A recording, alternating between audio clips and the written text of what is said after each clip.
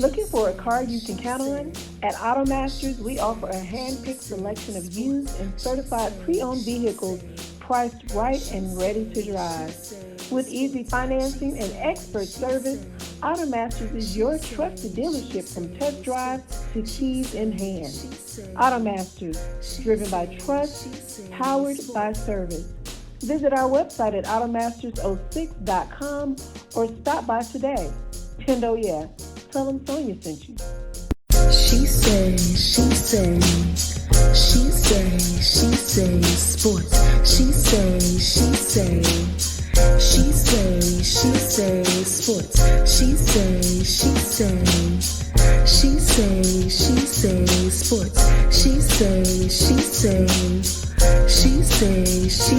sports.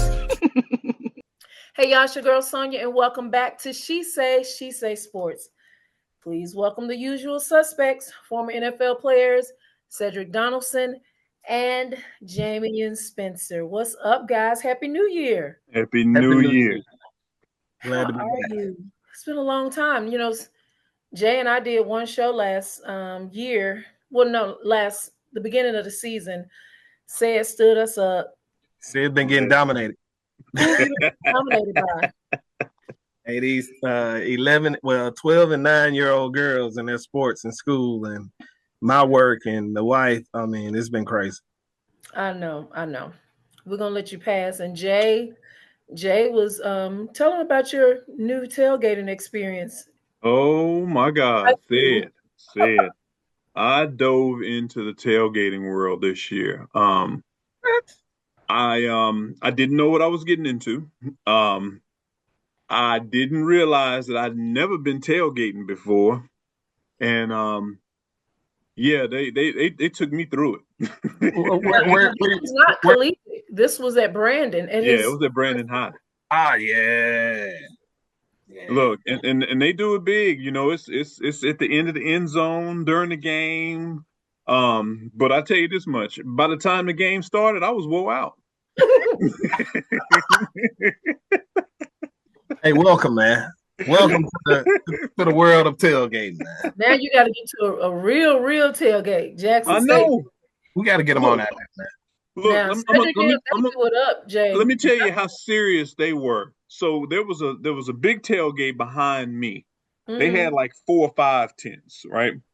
So on Friday night, they actually started cooking for the Saturday Jackson State game that night. Mm-hmm. So they were out there all night long cooking because you didn't have to leave once it shut down. They just turned the lights off. These folks had their own lights. They had their own everything out there. And I was like, y'all don't have to sleep here. And they were like, oh, no. So we leaving here and we're going straight to JSU. I was like, oh, Lord. Jamie, you so cute. You don't understand. Cedric and them got an RV. Oh, yeah. And baby, and like when Southern come to town, they come Monday and they stay the entire week. I mean, it's crazy. Let me tell you, I've seen it, Sonia. I've seen the extreme tailgate. I just didn't connect the dots in my mind until I had to do it. And you know Tondra at work. Yeah. Her and her husband, they used to do a whole, like, it was catered. They would pay somebody to come and put their stuff up. They had fine dining, everything. And then he would take it down. And it's a big money thing for sure. Okay. So I don't know if you've seen these folks out of JSU. Mm-hmm. But part of the people that were behind me are the ones that do the face painting and the body painting. You ever see those folks out there? I see them walking around. I haven't been by the tail. So they were starting the painting stuff out there. You know, look, when I'm like, folks getting naked and we rolling up stuff. I'm like, oh, whoa. What's going on? Well, I enjoy when I go to Cedric's now. I don't really tailgate a lot because y'all be coming to watch the game or whatever. But when I never know the lot. I always get lost, but I always end up. I'm like, hey y'all, let me get hey, what's up? Can I get a rib, a fish, something? So they let the girl have a little bit, but yes, they told me about them red stripes now. So hey man, come on through, man. We make it dance. I'm gonna come through. I'm telling you, they very, very nice. But let's talk a little NFL. You know, the wild card weekend. Oh, before we go any further, let me say, in by the time this is seen, it already been over. But with Deltas, we always celebrate longer. Happy Founders Day to those devastating divas of Delta Sigma Theta Incorporated. My sisters, enjoy the sisterhood, the fellowship. We're 113 years old. We've been working in the community for a long, long time. Did y'all know that we marched in the women's suffrage in 1913? I can believe it. First Black anything that marched in a white parade. They had us in the back. We was the very last. But we were there. But y'all were there. We were there. So we've been working a long, long time. So happy Founders Day, ladies. Oh! And now we can go on. So, gentlemen, the wild card weekend. I'm not, because how I get passionate about a certain team. So I'm just going to be quiet. You're going to be cool? You're going to be cool? You sure? I'm going to let you guys. Let you guys talk.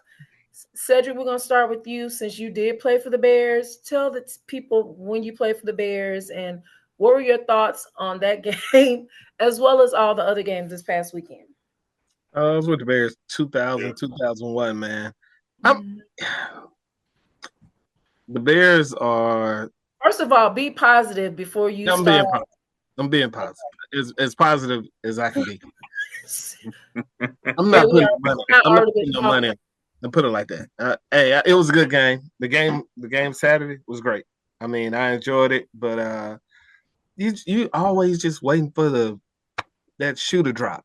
Cardiac arrest, cardiac Bears. So I mean, it was a good game. They beat the Cheeseheads. I hadn't called none of my Cheesehead friends because now I say, we used to it now. You know what I mean? We beat you twice. No use me calling you. Yeah. Hey man, but they're putting together a team. I won't bet on them this year to do much, but I'm eager to see how they grow from this year. Okay, what about the 49ers, the Bills game? What were your thoughts on those games? Man, they were all exciting, actually. It is. They were some good games. Very good games. Very good games. Yeah. Well, I hated to see the Eagles. I know. Lose, but I was kind of as a Cowboy fan, I was happy. But then they lost to the 49ers, so now I'm sad again. So just going through it, Sid. You be going through it, man. I'm going through it, man. I can't enjoy a game, bro. Like I can't look at these games and like really enjoy it. I was hoping Jacksonville would have pulled it out because they fought though. Yeah, they fought hard, and man, the best part of that game was the coaches' post game conference, where I don't know if she old or not, Auntie got in there and got his chin up. Oh my god! Hey, that was a step into our world for real, man. Like she was like, "Baby, hold your head up, y'all." That was awesome. I love that. Yeah. Did you see how Ben did that run and gave him that handshake and kept moving? He felt some type of way. Did you see him? He was like, he felt some type of way. I mean, he was like, yeah, whatever, we won. Hey, man. It's been some good games, man. It has. Jeff, it really has. What about you? Yeah, I was impressed. I really thought that this first round was going to be a bunch of blowouts, and I wasn't going to be interested. And I was going to get some great naps throughout it, which I did get some great naps. Can't lie, but I tell you, I was very impressed by, I think what really defines a lot of times in the NFL when you start to see those professional players get hungry for playing. Because I can tell you this much, it was no difference between a Christian McCaffrey that was out there doing everything he could to will his way to win, and then watching a young Caleb Williams grow up, and kind of let themselves go and get back to playing the way we know that these guys can play.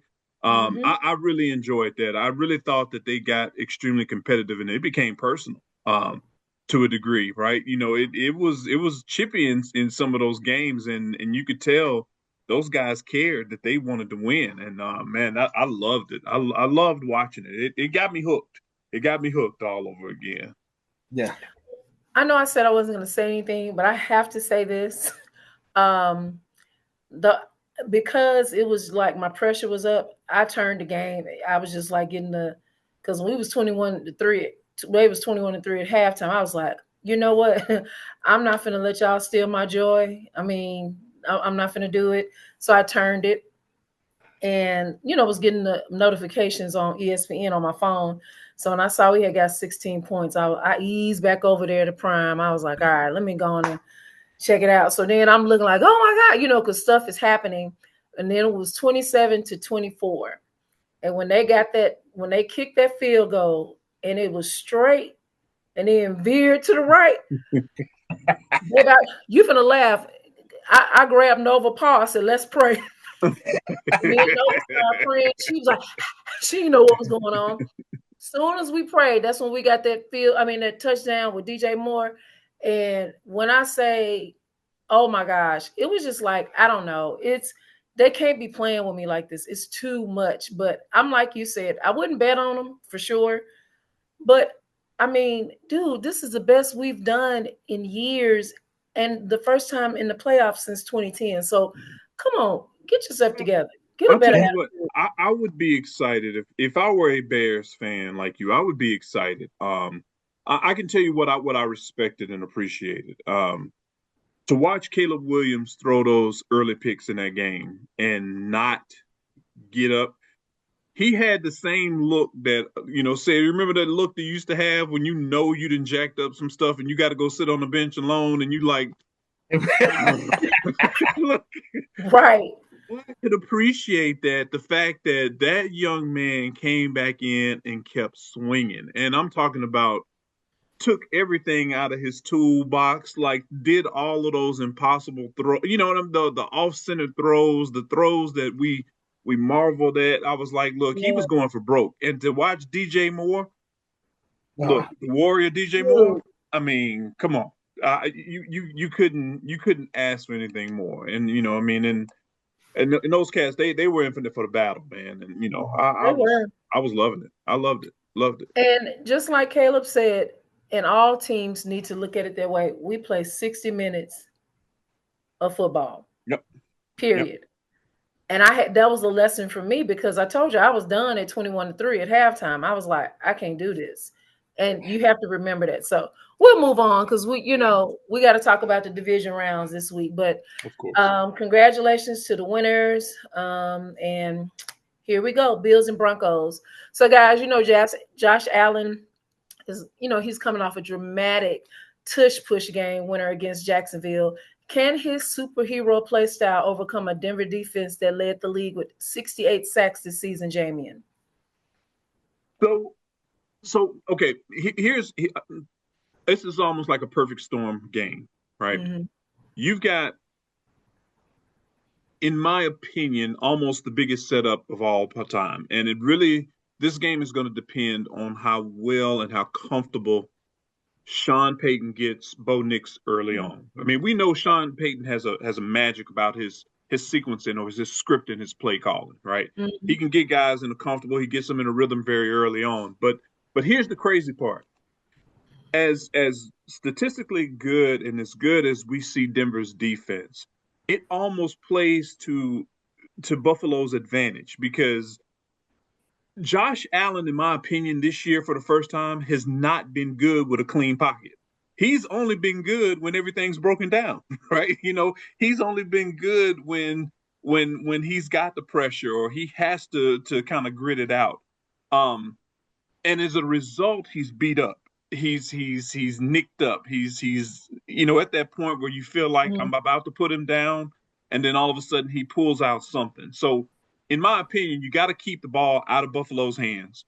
You got to get Sean, and you got to get the Denver offense on some very long runs, some very long drives, and keep him on the bench, because otherwise, Denver's defense gets loose, and they force him to break down and start improvising. They could potentially lose this game. And you mentioned Bo Nix, and he's had pretty much a steady rookie campaign. Said, do you think Sean Payton can have enough magic to keep the game simple for Nix, or will the Bills' postseason experience be too much for him? Yeah, I think they'll be all right. It's Bo played 10 years in college, so Wait, hold on. Is he JJ from Good Times? Hey, for real. Hey, Bo, it was pretty close. Yeah, he played he's not a regular rookie. You know what I mean? He's a grown man. He's kind of like Burrow. Like when Burrow got to the league, he was already on Social Security. Like 6 years or something.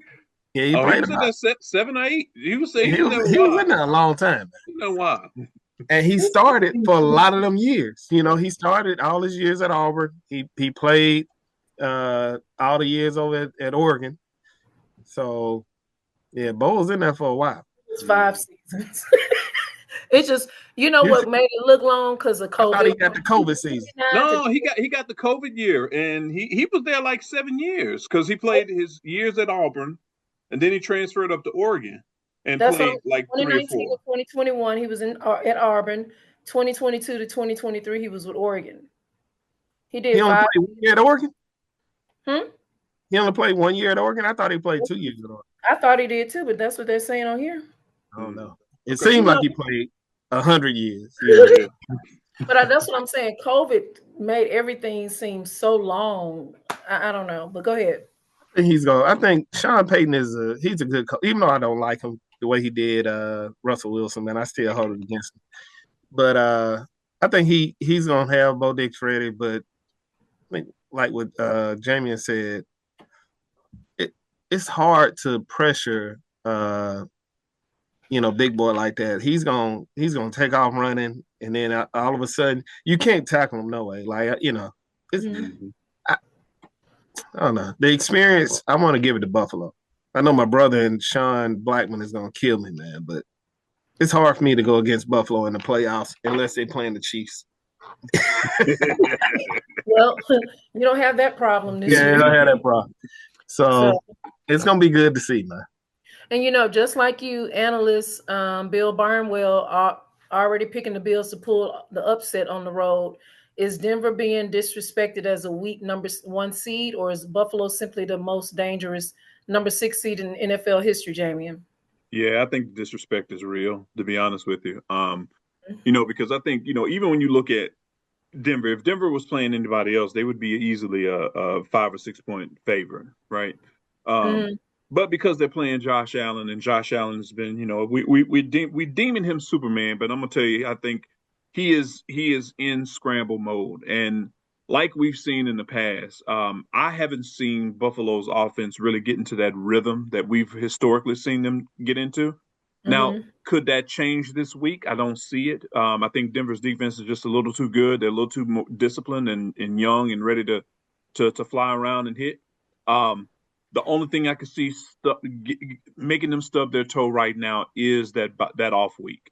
A lot of young teams require the rhythm of playing every week and going through the routine and going through the exercise of pre-games and post-games and everything else. And it's that rhythm that gets you going.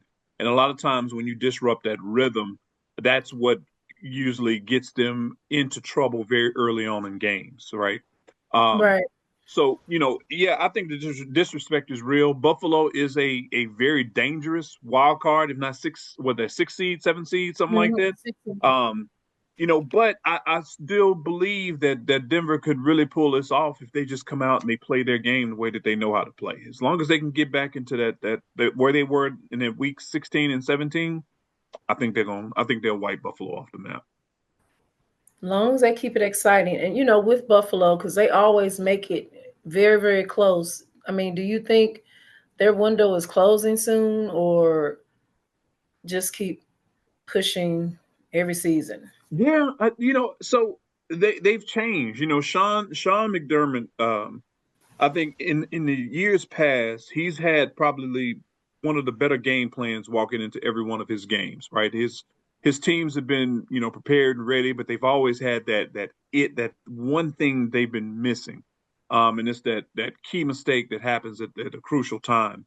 And I think this year, what we've seen is him not focus as much on being polished as being emotionally ready to handle the ebbs and flow of the game. You can see they're not panicking, but they have a sense of urgency that we haven't seen before, and I think that's what's happening in that these guys aren't quitting on themselves, and it's making a difference, I think, in what they're playing, because now if it's close. Yeah, you could have a problem with Buffalo. But if you get some leverage on them and you control the pace of the game and you play it how you want to from a Denver perspective, long drive on offense, excuse me, and flip the field on special teams and then allow your defense just to do their thing against him, I think that is what's going to be the ultimate kryptonite for Josh Allen. Very interesting. Okay, well, as long as they keep it interesting, I want the same momentum and excitement for all the games this coming up weekend. So keep it interesting, Buffalo and Denver. Moving on to the 49ers and the Seahawks. Said Seattle blew out the Niners in Week 18 to clinch the number 1 seed. Does that blowout give Mike McDonald's defense the blueprint to stop Brock Purdy, or does Kyle Shanahan have a postseason special save for the third meeting? It's hard to beat somebody twice. Period. We did it in 5 weeks. we didn't say it was impossible. We said it was hard. It's hard. Hey, and man, you can't. The 49ers, even though I hate to say it as a Cowboys fan, man, the 49ers they're built for like the playoffs. They'll get in there and they'll punish you, and you got big what's my big boy name? Trent Williams. Like, well, I will run behind him to the right and left because he pulled like a receiver. So, it was a big win for him beating the Eagles. So that was. So I think I would just go with San Francisco on this. I know Seattle has a good team, but I don't know.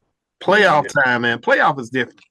Playoff is it's different than the regular season, man. The team that's built to just grind and to go back to Buffalo. The reason I'm so high on Buffalo right now is because they're not coming in with the bullseye on the back. They're not coming in with the great record, leading the division and all that kind of stuff.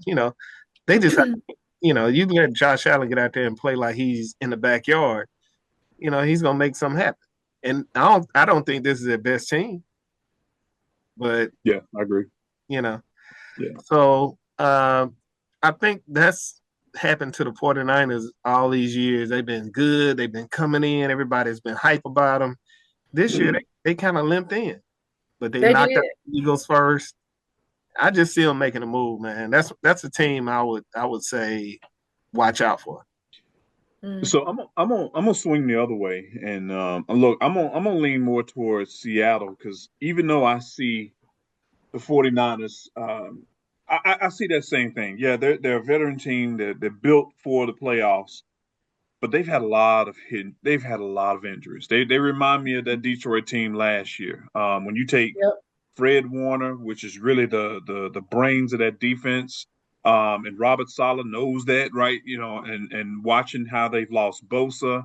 You look at you lost George Kittle, which is the really soul of that offense. This is all film. Yeah. And Kit will come and bring some energy at any given time. And then Purdy was just kind of coming into his own.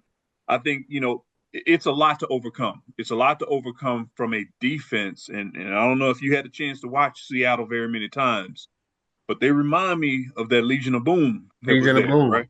Look, they got some cats who are extremely hungry. They got some dogs over there, some wolves that are looking to eat. And even though he's a USC guy, I'm a Sam Darnold fan. Look, I've had much respect for him. Watching his run in Minnesota, couldn't believe Minnesota let him go the way they did.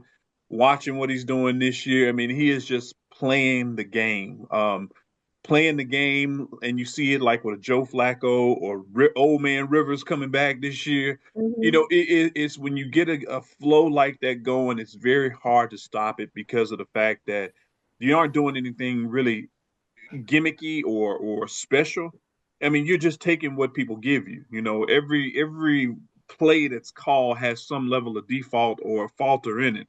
And when you got somebody who can recognize it and exploit it, it becomes very hard. Then you're playing situational football with folks. And if you get into a shootout or run out with them right now, I just don't know if the 49ers got the firepower to maintain. Yeah, if it's a shootout, it's over.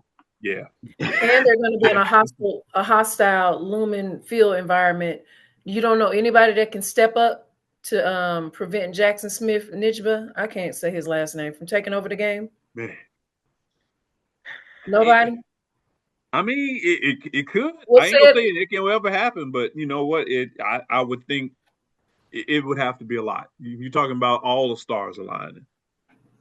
Yeah, you're the one saying they can do it. So who can step up for them with the injuries? I mean, with all the injuries, that make you play more as a team, and so you're not really relying. It's kind of like what they did to Philadelphia, man. Like the cat that made the last play, I think that's who stepped in for Fred Warner, right?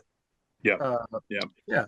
So I can't remember his name, but they were making plays, man, when in the crunch time against the Eagles, when Jalen Hurts would normally, he normally pull that out, like them close games like that, man. So I don't know. I saw them just watching them play. They just look like they're coming into their own. I think the biggest was losing George Kittles or whatever, because of the way he, not just his catching, but the way he blocked, the energy. The energy he's bringing. Yeah. But I don't know, man. I just think they're coming together. Yeah. Because of the injuries. Right. I can see that. And they're. We'll see. So said Sam Darnold has been the comeback story of the year in Seattle. If he leads the Seahawks to an NFC championship, does he officially cement himself as a franchise quarterback, or is he just a passenger on an elite roster? I just think that he's been doing well at a lot of places. You know what I mean? He has. It's just they stick you with this tag, and then they treat you like that. But he'll go play well, and he might have a bad game or two, and they'll stick him back to. But anybody else, they'll give them the leash to hang themselves. Like Sam actually did well in Carolina. Yeah, and and he was a good teammate. And so, I don't know. They say he's a comeback player, but he's been balling. He just got a team around him now. Mm-hmm. Yeah, we'll see. Jay, did you want to elaborate?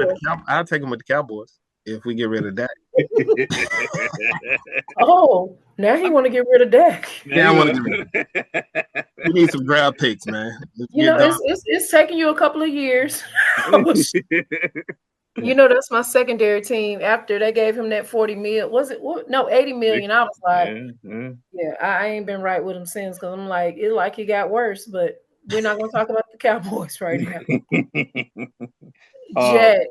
Yeah, no, I was just gonna say, just with Sam, I don't know, I don't know what the hang up is with him, other than, you don't see him react or do some of the things that I think maybe a franchise quarterback would do, right? I'm almost say that, Sam really get the brother treatment when it comes to the NFL. You can get in, you run your thing, and for whatever reason, people have a hang up on him. I don't know if it's a personality thing. I mean, you is. hear everybody talk about how great of a teammate he is, what he does. I mean, he's obviously got the game at a grasp. I'm watching this dude, just dissect defenses with his reads. I haven't seen Sam make many bad reads in the all the teams he's played for, going back to Carolina, even when he was in New York for that little bit, right? He played well. He just got hurt, and again, going back to even when his days at USC, I've always felt like he was a second coming of a Carson Palmer, but he never got the Carson Palmer treatment, right? I don't know what it is. What's going to, I would take Sam and put him in my franchise and build around him because I think he's a heck of a QB, and I think he's got a tremendous upside still left in his tank. So, yeah, I don't know if this game is going to cement it because thinking about what he's done already, we know that, you're going to have to go out there and win. You're going to have to go out.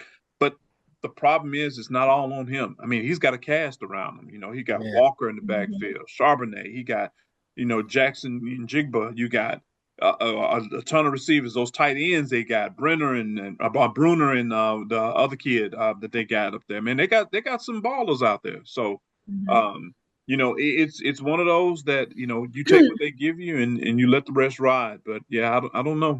We just gonna have to give Sam his black card, man, and welcome him to us, man. Hey, well, Seattle did rebirth Geno Smith. So yeah. Maybe this is Sam's rebirth, man. Yeah. I don't know. They treat Sam like Rapping Rodney, no respect. So, I don't know if y'all too young to remember that. It's Rodney, no respect. No respect. I mean, Rodney made a whole rap about it. They did. I don't know why they used to do Rodney Dangerfield like that. Rest in peace, sir. We're going to move on to the Bears and Rams. Cedric, I'm not even starting with you first. Hey, don't do it. No. Jameion Matthew Stafford is a Super Bowl winning veteran who just led a fourth quarter comeback in the Carolinas.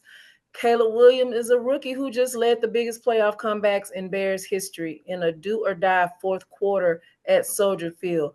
Which quarterback do you trust more? The one with the ball last. No, look, I'm gonna tell you. Look, I'm a Stafford fan. I've been a Stafford fan since he was at Georgia. Unfortunately, and I love his arm. I mean, he has taken hits. He has, and just when we thought he was about ready to hang it up and whatnot, he kind of revived some things. Sean McVay revived some things in him. And look, you talk about a surgeon at work. And watching Stafford function is like a work of art, right? It's what you really see when I picture a QB. That's how I want my QBs to function and react. He has the game fully in control. Now, when you add a monster like Puka, another monster that he's got in the backfield with him, Kyron Williams. When you add Devontae out there with them, and you add this cast that they've put together, these dudes that they are rolling with, I don't know if the Bears I don't know if Ben is going to be ready to go toe-to-toe with him.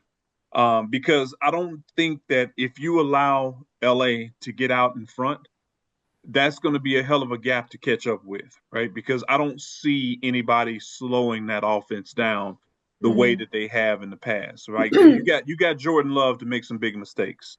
You got Jacobs to kind of start tiptoeing a little bit. He was hurting. You got them to make some crucial errors very early on, and that's what kind of sparked that whole comeback. I don't see them rocking. My man Stafford that way. So, again, if they allow LA to get out early, I don't know if the Bears can catch up with this one. Interesting. Yeah. What we always, you got to know what the weather is going to be, and it's in Chicago, right? Yeah. Yeah. Now, for most people, I would lean heavy on the weather. But Stafford got an arm. Like, that wind be ripping in Chicago. Stafford, and he played in Detroit. So, he got experience, over there. How old is Stafford? Stafford, did he hit 40? He's 38, 39. He got to be close to it. Yeah. That wind chill be rough on some old bones. I knew where you was going. So, I don't know, man. I want to say the Bears because of the weather. You got an LA team coming over 37. Here. He'll be 38 next month. Okay. Day after my daddy's birthday, February 7th. Yeah, it's gonna be rough on him, man. But like Puka Nacua, he gonna be out there with. And that's what I was gonna ask you. So the home advantage and the weather, you don't think it'll neutralize him and the Puka connection? Nah, Stafford's arm is too big. He can throw. He'll be able to throw through the wind, and Puka probably be out there with some ice straws on. Like he probably. Puka ready. I ain't know he's a real human, man. Look, Puka's out there in a thong right now. Warming up. He's warming up now. He's warming up right now. I wanna go with the Bears, but I don't know, man. I'm gonna just have to watch this one. I think it's gonna be a good game. Yeah, I think so too. So Jay, both teams survived shootouts in the wild card round. Which coach, Sean McVay or Ben Johnson, is more likely to tighten the screws and turn this into a low-scoring defensive battle? That's a good question. That's a very good question, because you're talking about two coaches that we look at it as they're really offensive-minded coaches, right? They're offensive coordinators who lead teams, and they've got very strong D coordinators. Dennis Allen, former head coach for the Bears. Then you've got what should they get his I'm talking about Shula. Is it Shula that's out there with the D coordinator for the Rams, right? Yeah. Anyhow, I can't think of his name, but anyhow, in my opinion, I feel like, yes, Dennis Allen is probably the one with the more experience that's ready for that type of battle. But there is something about that Rams defense. When you talk about those ends that they've got, how athletic, and we saw a little bit of it last year when they started coming on, and these dudes, and we were like, oh, well, how are they going to perform without Aaron Donald? And now you're looking at these dudes that are just rocking down in the middle, and they're playing free. It's going to be hard. It's going to be hard to stop those youngsters. And you know how it goes. Look, you got Puka out there warming up right now. Look, and probably right behind him, you got 3/4 of that defense that's going to be about the same, because all of them are playing at an unconscious level. So I think in terms of, when we talk about performance, the challenge is up for them. Because, in the Rams' mind, I think if I'm sitting in their locker room right now, I know that Caleb is going to make some mistakes. And I know that if I continue battling them and beat them, I can't let him up. That's the challenge for me right now, is that how much can I bring to him as long as possible. So I don't know. I like McVay's advantage versus Johnson's. Boo. Do you want me to boo you too? Do you have anything to say, Cedric?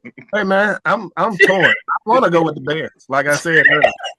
Look, because everything he said was right. I was like, boo. Yeah, it's gonna be rough.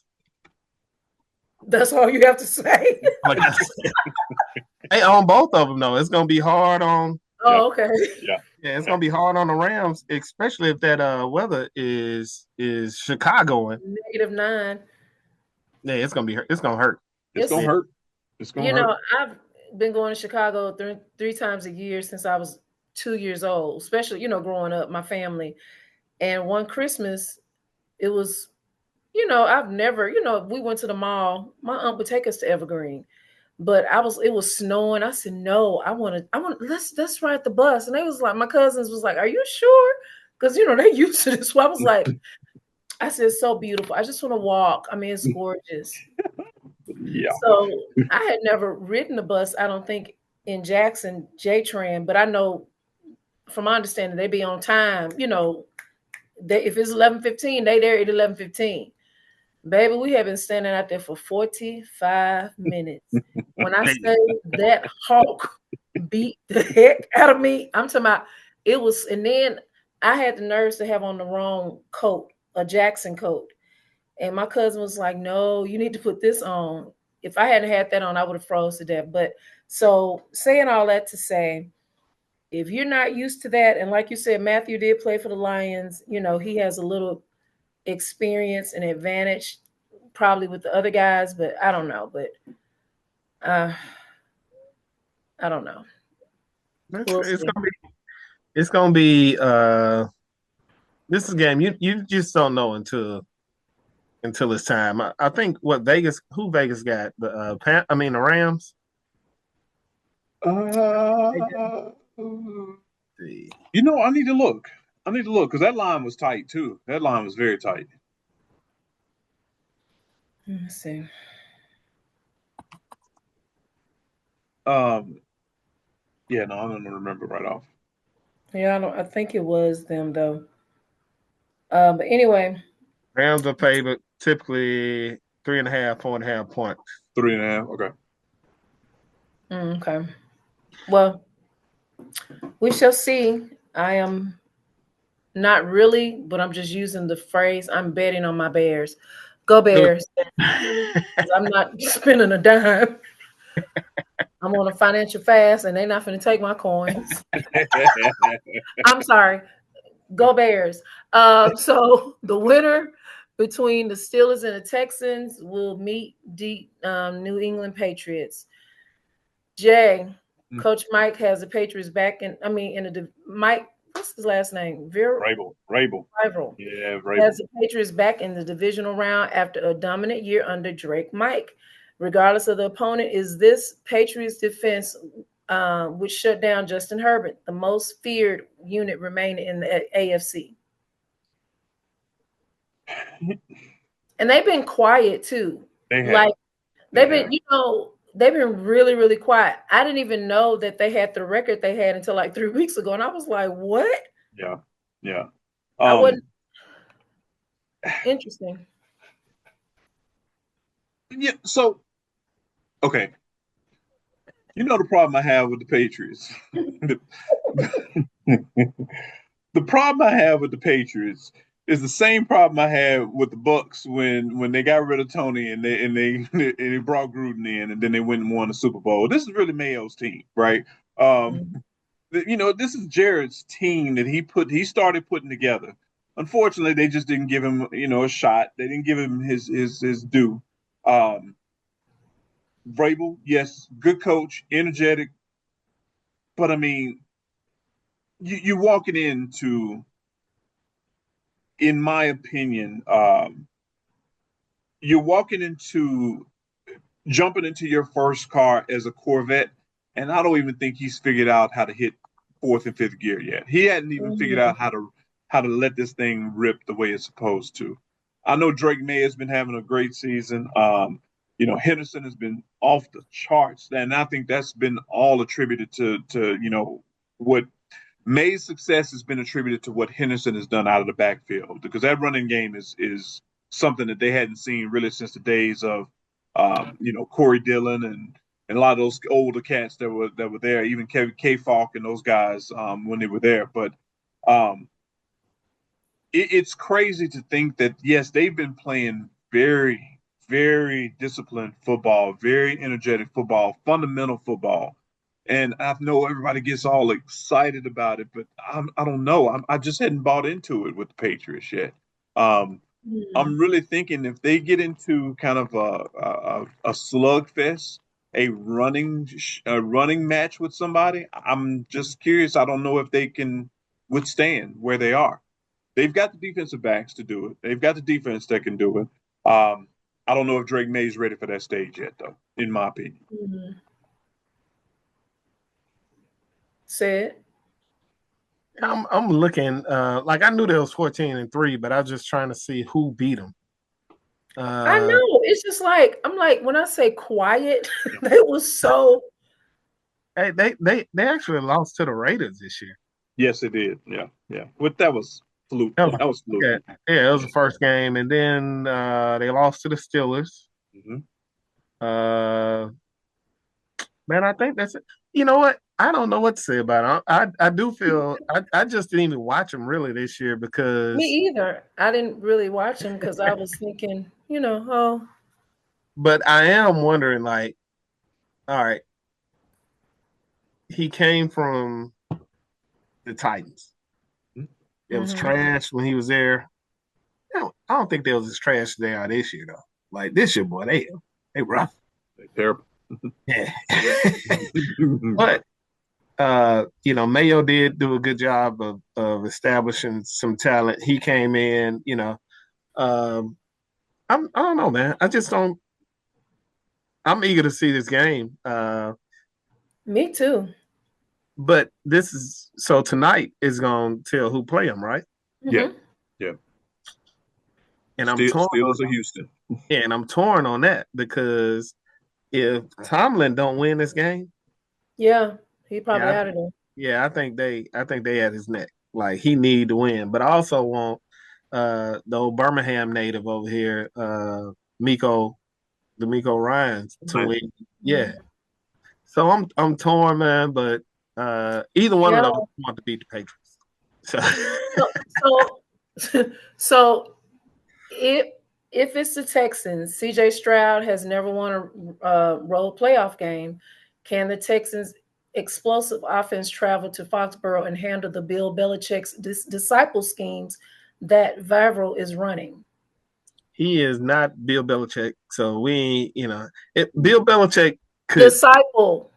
Yeah, he's a disciple, but it's the way like Jesus had 12 disciples. They were not Jesus. He was Judas. Yeah. He's Judas. Yeah. Bill is. This side is like really popping right now. I'm sorry. Go ahead. Bill can get over there and draw some up in the dirt. Like Jesus. Yeah, that you've never practiced on, and in the middle of the game. I don't see Vrabel doing that, even though I like Vrabel. I think Vrabel is a good culture guy. He from New England, and but I don't know, man. I have to see him do it again. I still don't believe in what's happening over there. Like, and I like Drake May. But it's happening though. That's what's so weird. We don't believe it, but it's actually happening. So, but you gotta look like the Bills having a down year. The Jets are trash. Miami was trash this year. Baltimore down. I mean, I think they won the games they were supposed to win, right? Yeah, I think Kansas City having a trash year. Yeah. So even the game when they played Pittsburgh earlier in the year, I saw a team that I expected to see, which was I'm okay to be on the field, but toe to toe in the phone booth, I won't make it, right? So you expected to see what you saw at that point. Yes, Pittsburgh played up. Pittsburgh played well above where they should have been, and this is where we thought Pittsburgh was going to stay. But it's very hard for me to believe in a team that hasn't gone through that real struggle and seen the struggle. Like, I would tell you if the Bears were playing the Patriots right now, I think the Bears would blow them out, to be honest with you, because they just, in my opinion, hadn't been battle tested. So, and when you look at this, the teams that they played this year, like it's hard pressed to find a team with a winning record. Like for real. Yep. So it's a lot of coaches lost their jobs down this list. Well, did. Yeah. That's true. So speaking of lost jobs, I'm gonna make a prediction. Tonight, the Texans are gonna beat Pittsburgh. Pittsburgh's gonna fire Mike Tomlin. Harbaugh's gonna go to Pittsburgh, and then Mike Tomlin is going to Baltimore. 2 weeks. I'm calling it. That wouldn't be bad. Say that again. If Pittsburgh loses tonight, Pittsburgh fires Tomlin. They hire Harbaugh next week. and then Baltimore hires Tomlin the same week. Okay, you heard it here first. Calling it. That wouldn't be bad. I think Pittsburgh. I think time has run out for Mike in Pittsburgh. It ain't looking good. You know what? And even though I don't want him to get fired, I wouldn't even be mad if he was, because he's had an amazing career with the Steelers. Yeah. They have never been like no shabby team. For the most part, they have always been in the playoffs. Pittsburgh's a good organization, man. Like, they're a good organization. They let you work through it.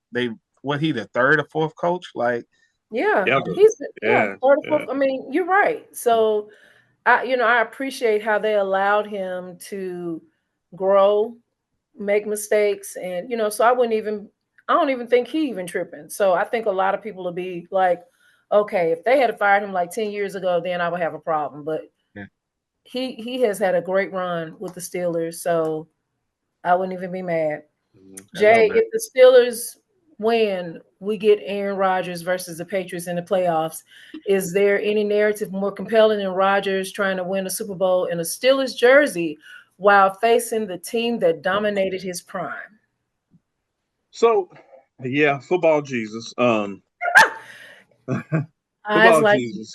Yeah. But I can tell you. So, I can appreciate the fact that, and you can see the environment that Aaron is in right now. It's that veteran-led environment. You're not the center of attention. And to be honest with you, he hadn't really played and moved around like he's normally used to, because he really hadn't. But you can tell he's got them out of some jams because of the lack of the running game, or got them out of some bad plays. Working through some things that they have logistically. I think the real hero of that team, honestly, in my solemn opinion, is Hayward, right? He been there forever.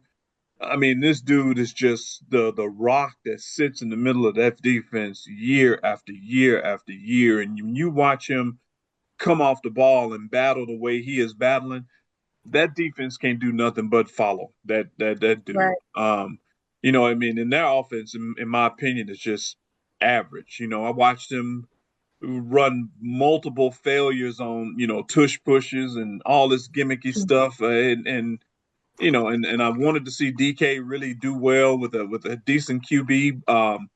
But it's just okay. It's just okay. Just kind of, speaks to where they are. And I think, even, again, Tomlin doesn't get his due, but, for the coaching job he's done this year, I think that defense is the real story for Pittsburgh. So, Aaron in the Steelers jersey, okay. But that Steelers D is where it's at. Yeah. So what's up, Cedric? If you can promise me that Aaron will retire if they win the Super Bowl, I want Pittsburgh to win it now. I really think this is his last year. And 2 weeks ago when they won, did you see when he hugged Tomlin and he was like, "Thank you"? Yeah, thank you. Are you kidding me? He said, "Thank you for coming." I mean, it was just like, the respect and the admiration from both of them. It was kind of dope. Yeah, it is, man. But when you see your celebration get old, like you got an old man celebration, you like. Look at me. That little power jam. Said, you got a birthday coming up. And no, man, that's what I'm saying. I'm older than him. Like, I know what he's feeling like right now, bro. It's time to go home, man. Okay, I'm just trying to make sure. Hey, look here, man. You remember the end of your career, man, when you got out there, you started running, and your legs hitting the ground so hard. Everything was vibrating up through your spine. I know he's feeling that, man. It looked wait a minute, but y'all were so young when y'all retired. You were in your 30s, so it was still feeling like that? Yeah. Like, look, we're in 20s. Your body felt like that ground was on a box. You were just like, why am I hearing my footsteps like this? Wow. It get heavy, man. You ain't light on your feet no more, man. He looked like he not light on his feet anymore. Because even though he's a pocket passer, he was a dual threat. Like he could run and everything. But did you see him take off that last game? It was like, ooh, is he gonna make it to the sideline? I just knew he was gonna pop an Achilles or something or a hammy or something. No, so dirty. I like him. If he was still playing for the Packers, I would be laughing with y'all. But since he's moved on, don't do Aaron. I got eyes like Jesus Rogers like that. I don't appreciate it. Hey, but I don't know who I'm cheering for tonight. I'm torn, and this is one because it's the Steelers. I love Tomlin. Then I lived in Texas, so I always go for Texas teams when they're not playing the Bears or the Bulls. So I don't know. I'm torn as well. Yeah, I'm giving it to the Lord. And that's the only person. Hey, that's the only person you can give it to, because I know how to pray for my teams.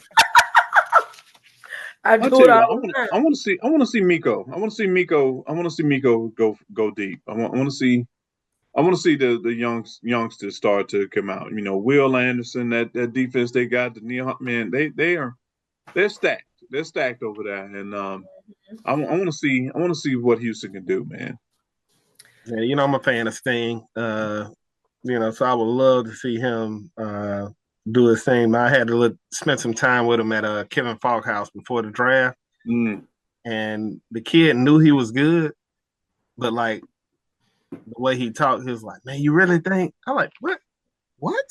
Like, where you about to go?" So anyway, he's doing his thing, man. All pro. I really would love to see him make it, but I don't know. Yeah. Well, not Houston. Steelers is up 3-0 right now in the second quarter, so very low scoring right now, and we'll see. Guys, thank you so much for joining me today. Oh, before we go, just real quick, Rams and Bears, Cedric. Bears. Rams and Bears, Jameion. Rams. 49ers, Seahawks. Said 49ers. Jay. Seahawks. Bills and Broncos, Cedric. Bills. Said Jameion. He didn't want to say it. I should be going for the Broncos. Conventional wisdom. But I'm going to just say the Bills. Jay. Oh.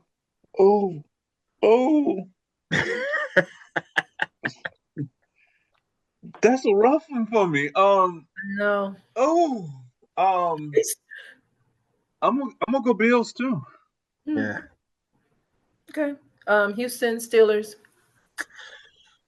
I'm gonna go Steelers, man. Jay. If it'll get Aaron.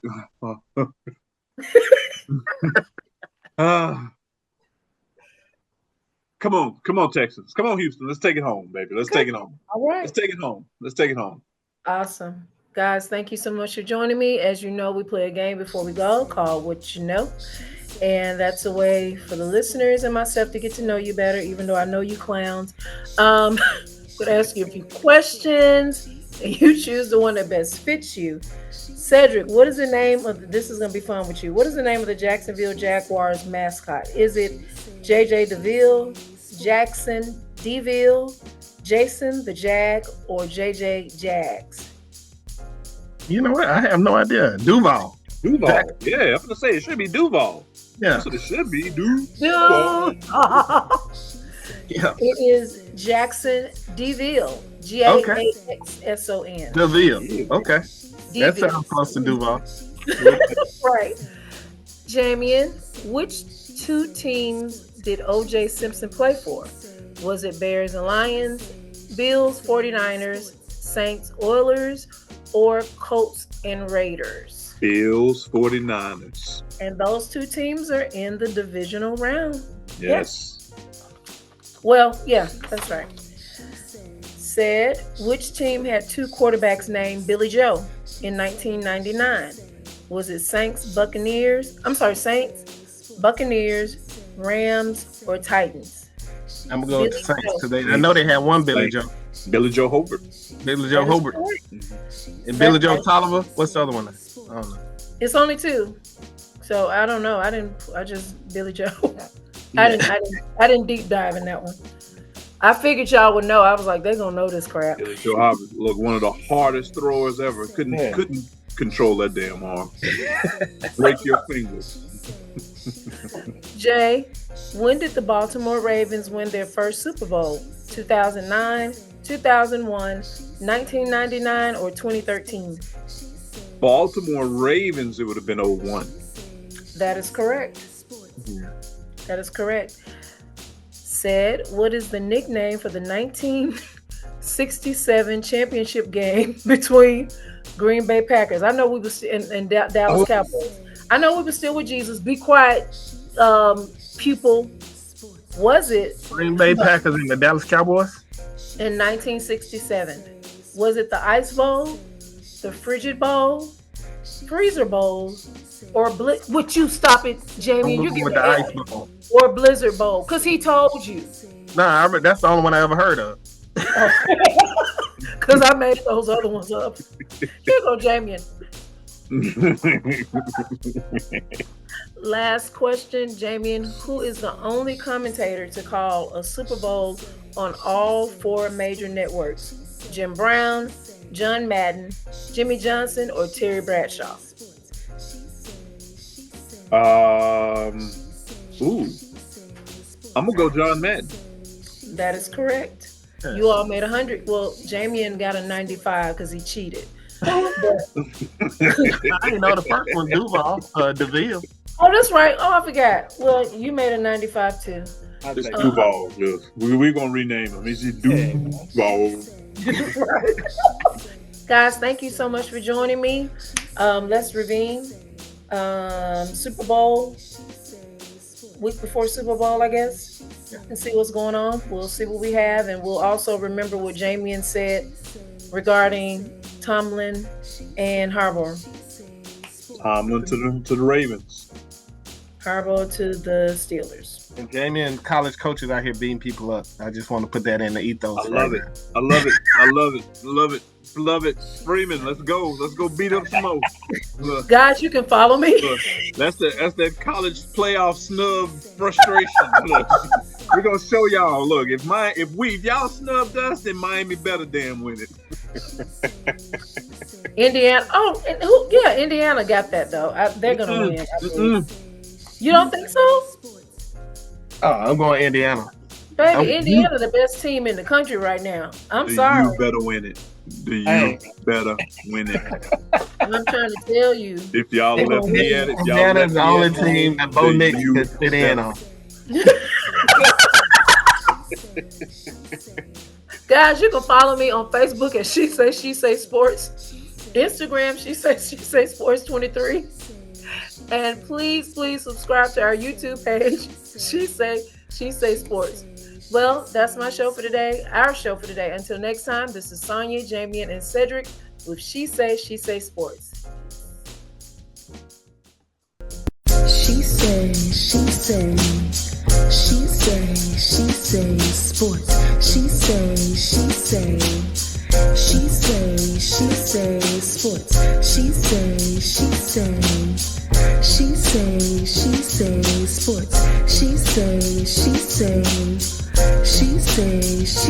sports.